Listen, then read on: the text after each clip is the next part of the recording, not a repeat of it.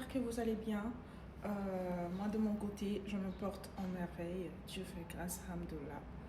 Alors, ma vidéo que j'ai postée 2 semaines passées, j'ai reçu pas mal de commentaires qui est de femmes, je sais pas si, bon, sûrement ce sont des femmes qui m'ont posé ces questions. La première question, c'est: êtes-vous sûr qu'en faisant tout ça là, votre mari vous resterez fidèle? Alors, ma soeur, je vais te répondre.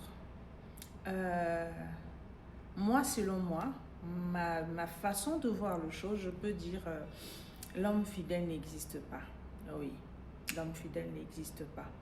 Parce que oui, aujourd'hui, tu es avec ton mari et que tu meurs, ton mari va se remarier. Ça veut dire qu'il n'a pas été fidèle.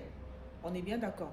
Parce que quand on dit fidèle, même si je meurs, tu feras en sorte que ton mari puisse te respecter et tu feras en sorte que ton mari puisse t'aimer et que tu feras en sorte tromperie.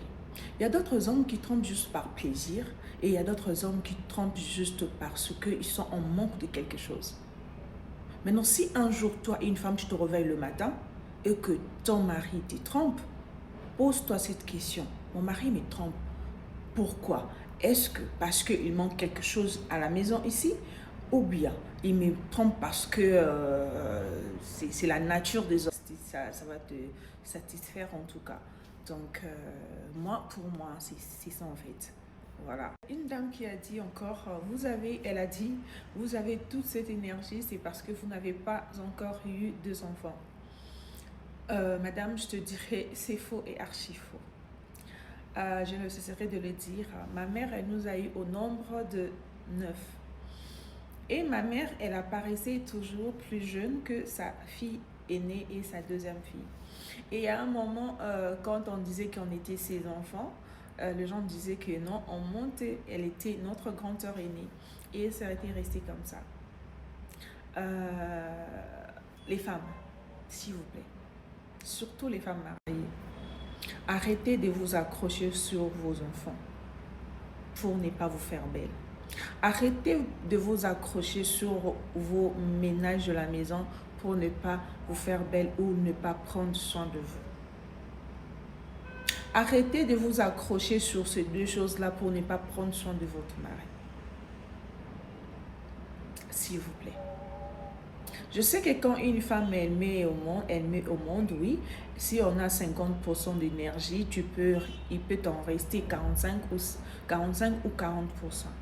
Mais avec ces 40%, tu peux prendre soin de toi. Avec ces 40%, tu peux prendre soin de ton mari, de tes enfants, de ta maison. Mais pourquoi vous ne le faites pas? Quand tu étais célibataire, tu étais sexy, tu étais belle, tu étais magnifique. Et en étant dans ta maison, tu es devenue une vieille maman de 40, de 50 ans, de 60 ans. Mais tu envoies ton mari d'aller où? D'aller voir ailleurs. Les hommes sont de bébés. Ma grand-mère nous disait ça toujours à chaque fois. Les hommes sont de bébés, ils resteront toujours de bébés. Même si aujourd'hui, ils prennent soin de nous, ils nous donnent de l'argent, ils payent des factures, ils payent le ménagère, ils font tout. Mais ils sont toujours les bébés. Et un bébé, il aime quoi? Quelque chose qui brille. Et si un enfant n'a pas le bonbon, est-ce que l'enfant là va rester? Si il voit la voisine la donner un bonbon, il va aller prendre le bonbon chez la voisine. C'est ça. Les femmes, nous sommes des bonbons et les hommes sont de bébés. Les bébés, ils suivent que le bonbon. Maintenant, si toi, tu n'es plus bonbon, tu es devenu, je peux dire, tu es devenu peut-être olive. Est-ce qu'un bébé peut te manger? Il ne peut pas, il ne pourra pas. Donc ne viens pas de me dire que les hommes sont méchants, les hommes sont X, les hommes sont Y, les hommes sont... Arrêtez d'accuser les hommes, les femmes. Arrêtez. Arrêtez. Prenez bien soin de vous. Prenez très bien soin de vous, prenez bien soin de votre mari et respectez surtout votre mari.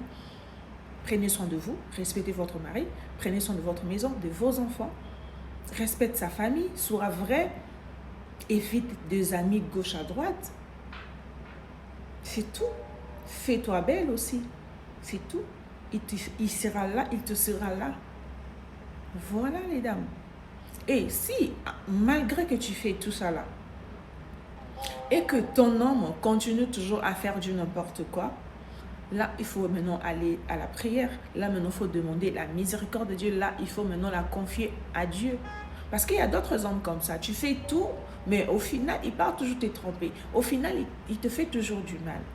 Là, ce n'est plus lui en fait. Là, maintenant, c'est un autre esprit qui est en lui. Maintenant, toi, étant que femme, qu'est-ce que tu vas faire? Au lieu d'aller crier, au lieu d'aller voir le marabout, au lieu d'aller voir, je ne sais pas, les voisins, le voisine, aller rencontrer ton histoire,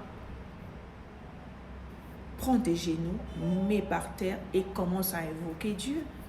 Dieu est capable de tout. Toi, tu fuis chez les marabouts. Les marabouts, il est créature. Il n'est pas un créateur. Au lieu de fuir chez un créateur, toi, tu fuis chez les créatures.